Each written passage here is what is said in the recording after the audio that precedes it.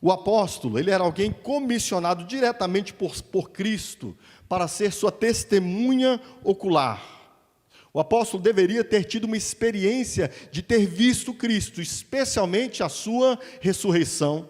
É isso que nós vemos, por exemplo, em Atos dos Apóstolos, quando no capítulo 1, a igreja entendeu que deveria substituir Judas Iscariotes, que havia deixado seu apostolado. E então eles procuraram, dentre o grupo dos discípulos de Jesus, desde o início, que houvesse acompanhado o Senhor e o tivesse visto pessoalmente, tivesse tido uma aparição do Senhor e pudesse ser testemunha da sua ressurreição. Paulo, inclusive, só é apóstolo porque Jesus apareceu a ele. Jesus não apareceu em visão a Paulo, Jesus apareceu de fato a Paulo, de um modo que, olhando para a Sagrada Escritura, Paulo é distinto dos demais apóstolos, porque ele se chama como abortivo, alguém fora do tempo, mas ele se identifica com eles pelo fato de ele ter visto a Cristo Jesus.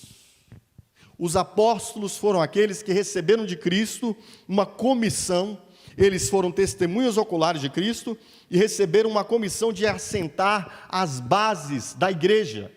É o que nós vemos em Efésios capítulo 2, verso 20, quando a palavra de Deus, o apóstolo Paulo mesmo dirigindo-se a nós, diz que a igreja está fundamentada sobre os apóstolos e os profetas, dos quais Cristo Jesus é o principal pedra de esquina. Então preste atenção, os apóstolos serviram a igreja em um momento da sua fundação, como pilares da igreja. Eles, os apóstolos e os profetas. Quem são os profetas? Os escritores do Antigo Testamento. Inclusive veremos isso um pouco mais à frente aqui. A igreja está assentada sobre duas bases: os profetas que escreveram o Antigo Testamento e os apóstolos que nos legaram o Novo Testamento. Estes dois estão sob o fundamento principal, que é a pedra de esquina, que é Cristo. Entende isso, queridos? Paulo, quando se declara apóstolo, ele se declara apóstolo semelhante a Pedro, semelhante a João, e ele se declara apóstolo distinto de todos os demais líderes da igreja que vemos hoje. A igreja está fundamentada sobre a base dos apóstolos, o Novo Testamento, legado por eles, e os profetas, o Antigo Testamento, legado por estes. Essa é a base da igreja, queridos. E qualquer um, olhando para a história da igreja, por exemplo, nós vemos até nos dias do apóstolo Paulo, surgimento de falsos apóstolos. Mas quando nós olhamos para a igreja no final do século I, a igreja no final do século II, ninguém ousou chamar-se de apóstolo.